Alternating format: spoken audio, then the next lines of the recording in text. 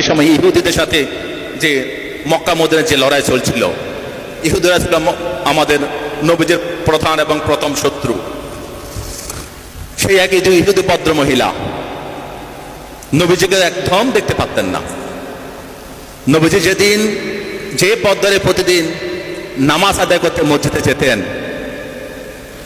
সেই ভদ্র মহিলা কি করতেন? ইহুদি ভদ্র মহিলা তিনি প্রতিদিন দুনিয়ার নোংরা জিনিসগুলো সব রাস্তার মধ্যে নেফে দিতেন। কেন?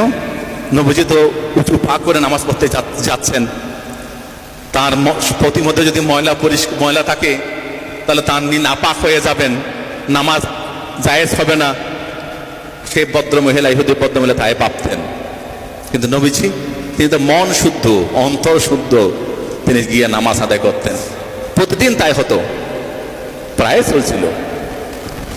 একদিন নবীজি যখন যাচ্ছেন, দেখলেন যে সেই